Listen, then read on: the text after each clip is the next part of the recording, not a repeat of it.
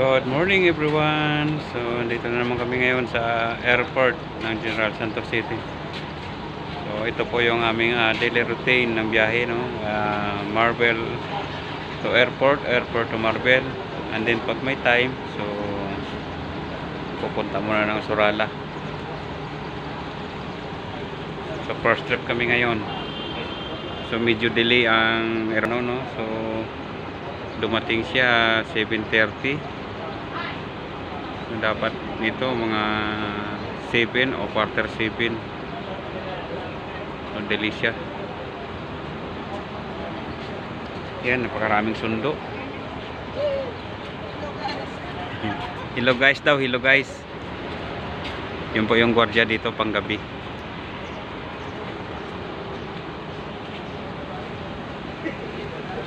So, napakaraming sundo. Balik man!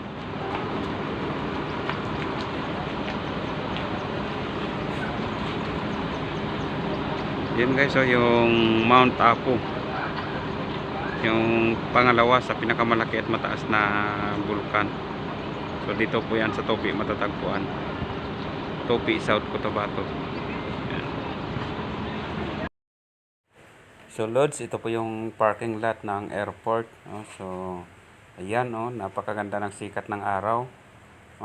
7:30 ng umaga po ito, no? Kahit na delayed po yung flight ng plane. So yan, so sarap mag-jogging o magpainit, no, sa sikat ng araw. Tingnan mo, parang akala mo walang namumuong ulap, no, na hindi nagbabadya na umulan.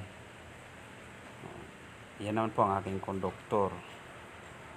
Siya nga pala mga idol, no, huwag niyo kalimutan ay i-subscribe ang aking YouTube channel, Pavilion Vlog, ang pobreng bus driver.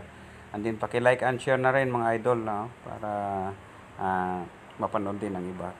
So ito naman yung parkingan ng mga VIP. Shout out nga pala sa lahat ng mga subscribers ko. Good day sa inyo mga idol. At saka thank you sa inyong walang sawang pagsubaybay lagi sa aking mga video. God bless mga idol. Ito naman yung parking lot ng mga susundo, hahatid. So yan yung mga susundo, ang dami.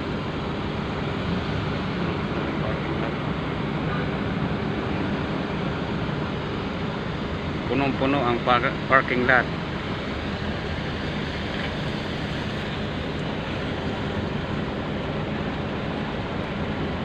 Ang nagpapaganda ng view ay yung Mount Apo.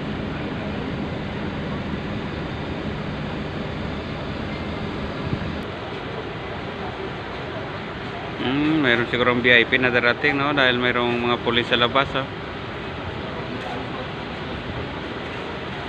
Naka-formation ng mga pulis, so mayroon yata ng VIP na darating.